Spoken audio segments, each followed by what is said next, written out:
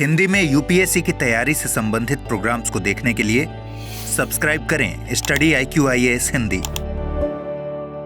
नमस्कार साथियों, मैं कुणाल आप सभी का study IQIAS Hindi YouTube channel पे स्वागत करता हूं। हमारी आज की क्लास में हम लोग बात करने वाले हैं भारत में पशु औषधि केंद्र की। देखिए, अब तक भारत में जन औषधि केंद्र तो चर्चा का खास विषय रहे हैं और इसके अलावा अब तक भारत में बहुत ज्यादा लोकप्रिय भी हो चुके हैं।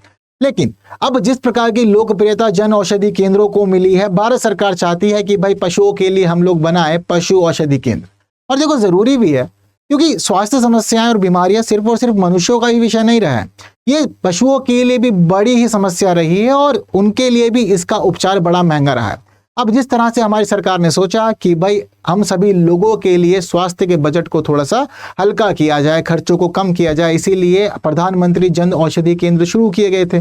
अब ठीक उसी प्रकार से जो पशुओं का हेल्थ बजट है उस पर बोझ को कम करने के लिए सरकार ने विचार किया है कि हम बनाएंगे पशु औषधि केंद्र, जिसके माध्यम से पशुपालन से संबंधित लोगों और डेयरी उद्योगों के लोगों को बड़ा लाभ मिलने वाला है। तो विषय बड़ा ही खास है अपने आप में। आइए से जुड़ी हुई सभी चीजों को हम लोग आगे बढ़ते हुए समझ लेते हैं।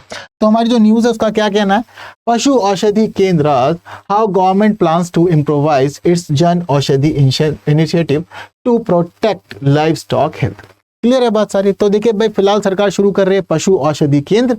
शुरू कैसे किया जा रहा है, जन औषधि केंद्र की तर्ज पर शुरू किया जा रहा है, ताकि हम लोग जिस प्रकार से मनुष्यों की मदद कर रहे हैं सभी की, उसी प्रकार से पशुओं को भी इसके तहत लाभ मिल सके।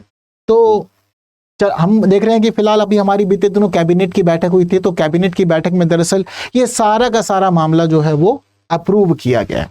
प्रधानमंत्री नरेंद्र मोदी की अध्यक्षता में केंद्रीय कैबिनेट ने संशोधित पशुधन स्वास्थ्य और रोग नियंत्रण कार्यक्रम को अनुमोदित किया।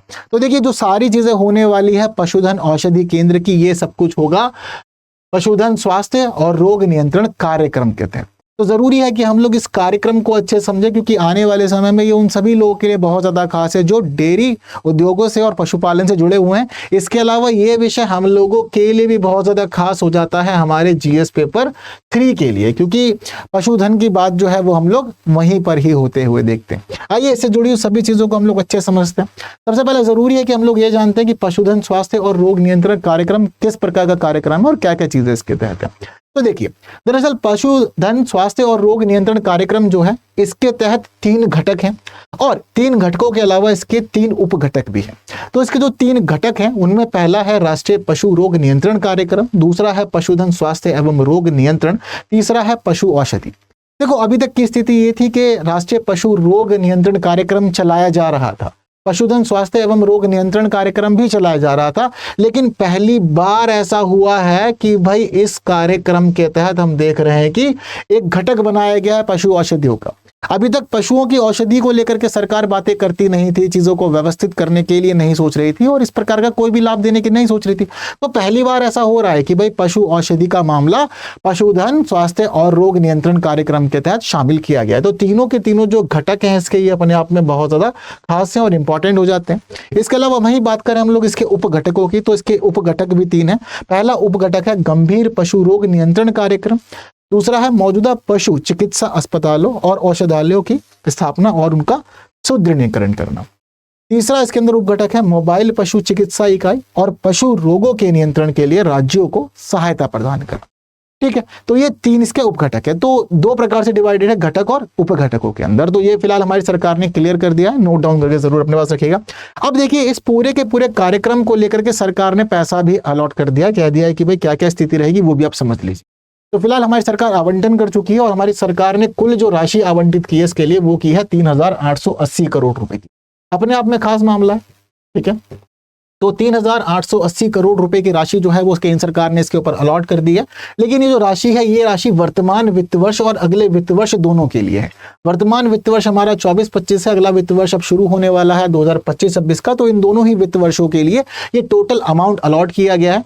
और इसी के तहत हम लोग ये देखते हैं कि ये जो पूरा का पूरा अमाउंट है ना, दरअसल ये पूरा का पूरा अमाउंट इस पूरे के पूरे प्रोग्राम के लिए, यानी कि livestock health and disease control program जो है हमारा, इसको हम लोग हिंदी में पढ़ रहे हैं पशुधन स्वास्थ्य और रोग नियंत्रण नियंत्रण कार्यक्रम के रूप में ये पूरी की पूरी राशि इस पूरे कार्यक्रम की है और इसके 3 घटकों और इसके 3 उप घटकों को पूरा करने के लिए निर्धारित की गई है। अगर हम लोग बात करें इसमें सबसे नया जोड़ा गया जो फैक्टर है हमारा पशु औषधि केंद्र का, तो पशु औषधि केंद्रों के लिए इसमें स्पेशली 75 करोड़ रुपीस अलॉट किए गए। तो 3,880 करोड़ रुपए में से 75 करोड़ रुपए जो है ये 75 करोड़ स्पेशली अलॉट किए गए हैं हमारे पशु औषधि केंद्रों की स्थापना के लिए। उद्देश्य क्या रखा गया है इसके तहत कि अगर हम लोग पशु औषधि केंद्रों की स्थापना करेंगे तो हम चाहते हैं कि यहाँ पर सभी लोगों को अच्छी गुणवत्ता वाली और सस्ती जेनेरिक दवाएं उपलब्ध कराई जाए। ठीक है, अब बहुत सारे लोग यहाँ पर कंफ्यूज रहते हैं कि दवाओं की जब बात हो रही है तो दवाओं के साथ हम लोग जेनेरिक शब्द क्यों जोड़ दे रहे हैं। देखो जनरली क्या होता है ना कि लोग 2 प्रकार के होते हैं हमारे समाज में। कुछ लोग ऐसे होते हैं जिनको सिर्फ दवाओं से मतलब होता है कि दवा मिलनी चाहिए और हम लोग ठीक रहने चाहिए, और दूसरे वो लोग होते हैं जिनको ब्रांडेड दवाएं चाहिए होती है। तो देखो जो ब्रांडेड दवाइयां होती है ना वो थोड़ा महंगी पड़ती है, तो जेनेरिक दवाइयां जो होती हैं उनके ऊपर कोई ब्रांड नहीं होता, लेबल नहीं होता वो, लेकिन हाँ वो दवाइयां जो होती हैं वो आपके रोग निदान में पूरी तरह से लाभदायक होती है। तो ऐसी दवाओं को हम लोग जेनेरिक दवाओं के रूप में जानते हैं। तो फिलहाल सरकार यहाँ पर यही व्यवस्था कर रही है कि जो पशु औषधि केंद्र आपके लिए बनाए जाएंगे यहाँ पर आपको अच्छी गुणवत्ता वाली और सस्ती जेनेरिक दवाएं उपलब्ध कराई जाएंगी। हालांकि मामला पशुओं का है तो इसलिए सरकार यहाँ पर यह भी चाहती है कि सिर्फ और सिर्फ आप लोग को जेनेरिक दवाएं ही नहीं दी जाए बल्कि आपको एथनो वेटरिनरी भी दी जाए। अब क्या होता है ये एथनो वेटरिनरी? दरअसल इसका अर्थ होता है आपको पारंपरिक दवाएं उपलब्ध कराना। देखो पशुओं के लिए दवाओं का आना तो अपने आप में हम लोगों के लिए एक नई सी व्यवस्था है। हम लोग अगर चीजों में पीछे चलते हैं, शताब्दियों पूर्व जाते हैं, तो पशुधन तो समय भी हुआ करता था।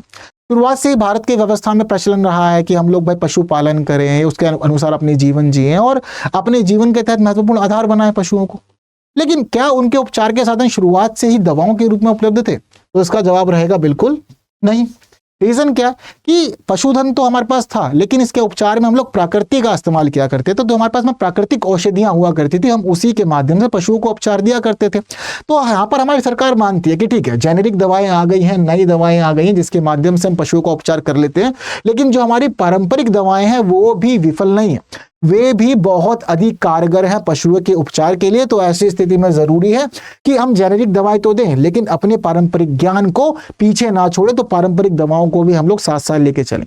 तो ये स्थानीय ज्ञान के आधार पर विकसित की गई हैं, बहुत अच्छी हैं आज भी और पशुओं को बड़ा लाभ होता है। तो इसलिए इनको पैरेलली साथ साथ ही पशु औषधि केंद्रों में रखा जाएगा, सभी को प्रोवाइड किए जाएंगे और चीजें जो भी रहेंगी वो बताई जाएंगी हर जगह पर। क्लियर है बात सारी? तो इस प्रकार से हमारे पशु औषधि केंद्र स्थापित होंगे और ये कार्य करेंगे।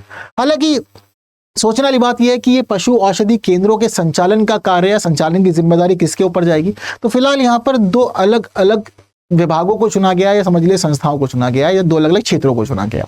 तो देखिए अब ये जो पशु औषधि केंद्र है ये चलाए जाएंगे सरकारी समितियों के माध्यम से और प्रधानमंत्री किसान समृद्धि केंद्रों के माध्यम से। तो इसके संचालन का पूरा दायित्व इन दोनों पर ही रहेगा, सहकारी समितियों के ऊपर और प्रधानमंत्री किसान समृद्धि केंद्रों के ऊपर। ये दोनों ही सभी चीजों को चलाने का कार्य करेंगे।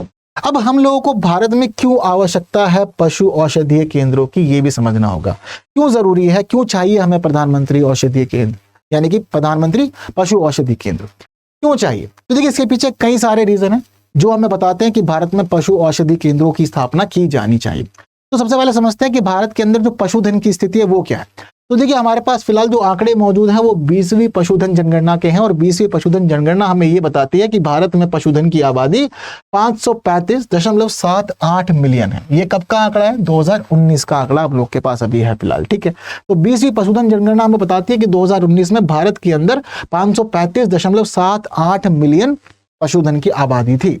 और इस पशुधन की आबादी के तहत बात करें गोजातीय आबादी की तो ये आबादी कुल 302.79 मिलियन की रही थी उस समय, जिसमें मवेशी, भैंस, मिथुन, याक आदि आदि सभी शामिल हुआ करते थे। अब इसी के तहत हम लोग जब समझते हैं कि भारत की पशुधन आबादी तो बहुत ज्यादा बड़ी है, लेकिन यहाँ जिस प्रकार की आबादी है ठीक उसी प्रकार के रोग और समस्याएं भी हम लोग पशुधन आबादी के साथ में देखते हैं। और ये जो रोग हैं, ये जो समस्याएं हैं, ये ही हमारी पशुधन आबादी के ऊपर नकारात्मक प्रभाव डालते हैं, बहुत ज्यादा परेशान करते हैं। और नेगेटिव इंपैक्ट सिर्फ और सिर्फ पशुओं पर ही नहीं पड़ता बल्कि हमारा जो डेयरी उद्योग है, जो हमारा पशुपालन वाला क्षेत्र है, उनके ऊपर भी पड़ता है। तो क्या क्या समस्याएं हैं? तो देखिए सबसे प्रमुख समस्या जो है वो है खुरपरा और मुंहपका रोग। हालांकि फिलहाल इसको कंट्रोल करने के लिए बहुत ज्यादा कार्य किए जा रहे हैं, वैक्सीनेशन प्रोग्राम वगैरह चलाए जा रहे हैं, पर अभी भी समस्याएं बनी हुई हैं। इसके अलावा दूसरा है हमारे पास में ब्रुसेलोसिस, तीसरा है पेस्ट डेज, पेटिटस रूमिनेटर। इसके अलावा यहाँ पर हम देख रहे हैं कि cerebrospinal fluid, lumpy skin disease आदि आदि। लंपी स्किन डिजीज बीते दिनों बहुत ज़्यादा चर्चाओं में रही थी, बहुत न्यूज़ में आई थी, और हमने देखा था कि बहुत बड़े स्तर पर इसने हमारे पशुधन को प्रभावित करने का कार्य किया था। खास तौर पे हमारा जो गोजातीय आबादी है वह आबादी बहुत ज़्यादा इससे प्रभावित हुई थी। तो ये सारी की सारी समस्याएं हैं। अब समस्याएं के अलावा हम देखते हैं कि बहुत ज़्यादा अलग अलग ज्वर भी हमें देखने को मिलते हैं। ज्वर मतलब फीवर की स्थिति, तो ये तो देखने को मिल रहे हैं रोग। इसके अलावा बुखार वगैरह ये सभी चीजें भी हमारे पशुधन के साथ चलती रहती है, तो उसके लिए भी दवाएं हम लोग को अवेलेबल करानी पड़ती है। तो अब इन सभी समस्याओं का निदान कैसे किया जाए, कैसे बेहतर उपचार हमारे पास में रहे और हम लोग अपने पशुधन की सुरक्षा करें, तो उस पूरे के पूरे मामले के तहत हम देख रहे हैं कि पशु औषधि केंद्रों की स्थापना तो हमें लग रहा है कि बहुत ही ज्यादा जरूरी हो गई है। इसके अलावा हमारी सरकार लंबे समय से पशुधन के लिए टीकाकरण अभियान चला रही है। टीकाकरण अभियान के तहत हमें काफी अधिक सफलता मिली है, लेकिन सफलता पूरी नहीं है। ऐसा नहीं है कि सब कुछ हम लोगों ने प्राप्त कर लिया है, अभी भी बहुत कुछ किया जाना बाकी है। तो चीजों को जल्द सॉल्व कर लिया जाएगा ये माना जा रहा है। तो जो हमारे टीकाकरण अभियान है वो पशु औषधि केंद्रों के साथ मिलजुल करके बहुत अधिक लाभ देने वाले हैं, ये पूरी उम्मीद की जा रही है। और इन सब के तहत हम लोग जिस प्रकार से पशु औषधि केंद्रों की स्थापना की बात कर रहे हैं, इसके तहत ये भी माना जा रहा है कि किसानों की जेब पर बोझ को बहुत ज़्यादा कम करने में मदद मिलेगी, क्योंकि किसान वैसे ही सभी चीज़ों को मैनेज करते हैं और पशुओं के इलाज के लिए उनका एक अधिक पैसा खर्च हो जाना उनको परेशान करता है। तो उनकी जो जेब है उस पर भी थोड़ा सा बोझ यहाँ पर कम हो जाएगा पशु औषधि केंद्रों के तहत। क्लियर है सारी बातें आप लोग को? तो ये सारे के सारे लाभ फिलहाल हम लोग देख रहे हैं कि पशु औषधि केंद्र की स्थापना से हम लोग को मिल जाएंगे, और भारत के अंदर वास्तव में इसकी बहुत ज़्यादा ज़रूरत भी है। देखो ये सारा का सारा कार्यक्रम हम लोग कर रहे हैं प्रधानमंत्री जन औषधि केंद्रों की तर्ज पर। अब आप लोग को मैं चीज़ें क्लियर करूँ तो हमें यहाँ पर यह भी पता चलता है कि प्रधानमंत्री जन औषधि केंद्रों की स्थापना का मुख्य उद्देश्य था सभी लोगों को सस्ती कीमतों पर गुणवत्ता वाली जेनेरिक दवाएं उपलब्ध कराना। अब इसका जो कार्यक्रम था वो भारत में बहुत ज़्यादा सफल हुआ है, और रसायन एवं उर्वरक मंत्रालय के तहत फार्मास्यूटिकल विभाग है जो हमें ये बताता है कि आज के समय में भारत के अंदर 10,300 से ज़्यादा प्रधानमंत्री जन औषधि केंद्रों का संचालन किया जा रहा है। और केवल संचालन ही नहीं किया जा रहा बल्कि इसकी सफलता इतनी ज़्यादा हुई है, भारत के लोगों को लाभ इतना ज़्यादा हुआ है कि उन लोगों को अपना स्वास्थ्य बजट कम करके भी अच्छी चीज़ें करने में बहुत ज़्यादा लाभ मिला है। और इन सभी चीज़ों के तहत हम लोग ये भी देखते हैं कि भारत सरकार ने हर वर्ष 5 मार्च का दिन घोषित कर दिया है जन औषधि दिवस के रूप में, और आज ही 7 मार्च भी है। तो आज हमारा जो देश है, हमारी सरकार है, वो जन औषधि दिवस मना रहे हैं। क्लियर है बात सारी की सारी? तो सारी बातें जो है वो आप लोग के एग्जाम के पर्सपेक्टिव से बहुत ज़्यादा इंपॉर्टेंट है। तो तैयार रहिएगा आने वाले एग्जामिनेशंस में इस प्रकार के क्वेश्चंस को सॉल्व करने के लिए। वहीं जिस प्रकार का ये इनिशिएटिव है, इस इनिशिएटिव को आप लोग अपने मेंस आंसर राइटिंग में शामिल करेंगे तो आंसर और अच्छा होगा और आप लोग अच्छे से मार्क्स खींच पाएंगे एग्जामिनर से। क्लियर है बात सारी? तो बस आज की क्लास में इतना ही। वीडियो इन्फॉर्मेटिव लगी तो शेयर कीजिए जितना आप लोग कर सकते हैं। बाकी साथियों के साथ में जिन्होंने लाइक नहीं किया, लाइक करके जरूर जाइएगा। कमेंट में अपने व्यूज जरूर बताइए, और आप लोग मतलब कमेंट में आप लोग मुझे व्यूज ये बताइएगा कि आप लोग को जन औषधि केंद्रों से कितना लाभ हुआ है। बाकी बस आज की क्लास में इतना ही। बाकी की बातें करेंगे आने वाली क्लासेस में कुछ नए विषयों के साथ। तब तक के लिए दीजिए मुझे विदा। Thank you so much. जय हिंद। हिंदी में यूपीएससी की तैयारी से संबंधित प्रोग्राम्स को देखने के लिए सब्सक्राइब करें स्टडी IQ IAS हिंदी।